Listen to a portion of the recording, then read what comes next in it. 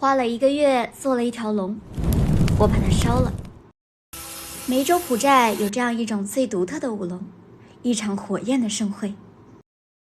龙是我们12生肖中唯一看不见的存在，但是神州各地都有自己视为祥瑞的龙，而梅州客家的这条却是恶龙。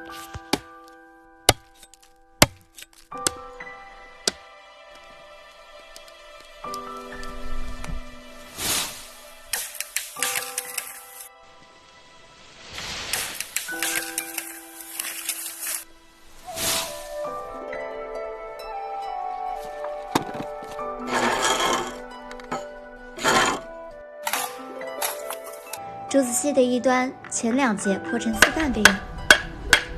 这位是张自敬老师，非遗火龙的代表性传承人。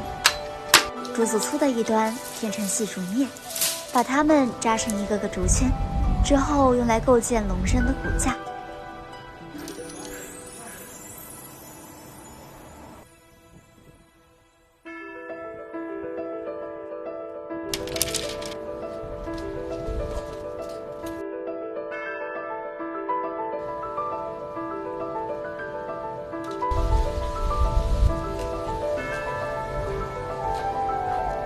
竹圈扎好，像这样十字交叉嵌进去，再绑上竹条造型。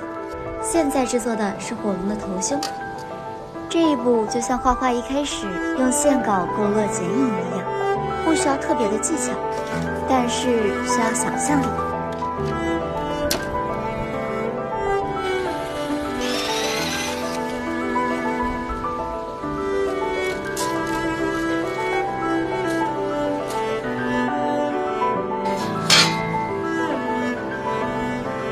剪影有了，在它的中间填充竹圈，让造型饱满起来。浦寨烧龙的龙头是立起来的，这会让它看起来更加的威武凶猛。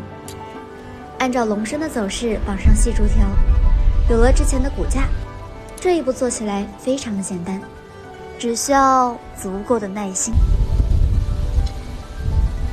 逐步加密，直到竹条线的宽度不超过3指就可以了。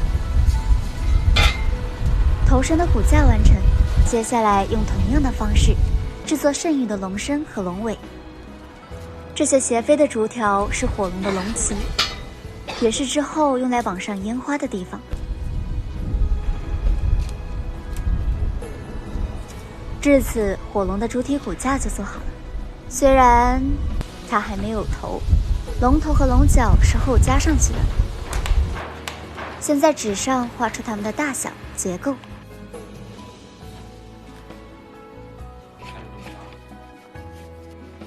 龙头龙角虽然小，但是结构造型却更加复杂，需要丰富的经验才能做得精巧细致。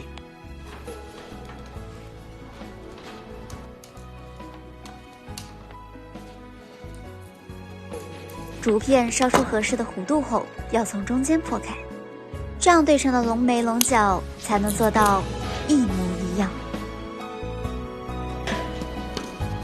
现在就把它们组装上去，这是龙的下巴，这是龙的上巴。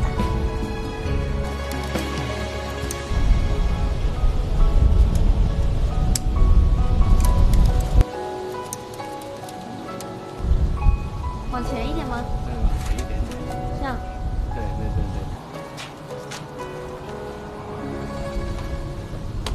在老师的指导下，龙头也总算完成了。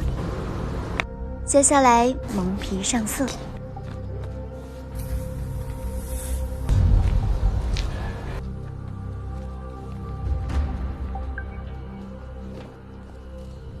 传说中浦寨的卓龙浑身冒火，他的肆虐导致那里赤地千里，民不聊生。直到一个叫张贡的少年，他继承了父母未能灭龙的遗愿，甘愿以自身引神火，携恶龙赴死。那1年之后，浦寨风调雨顺，五谷丰登。张贡家却不再有光亮，后人为了纪念张贡，庆祝新生，此后的每年都要举办烧龙活动，以祈除恶去秽，来年兴旺。年复一年未成风俗。从古至今，华夏的子民似乎总有一种把苦难化为美好的能力，但是那股直面恶龙的勇气却一直都在。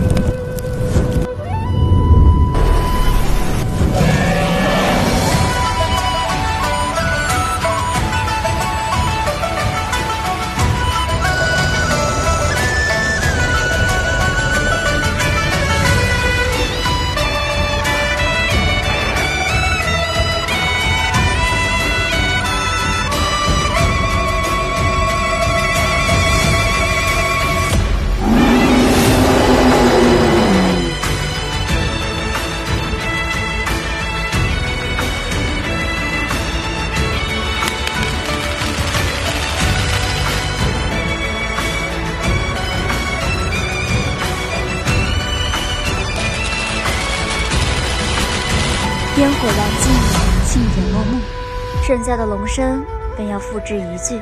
龙的传人传的是一副傲骨，烈火焚尽了灾厄，但这不是毁灭，而是新生。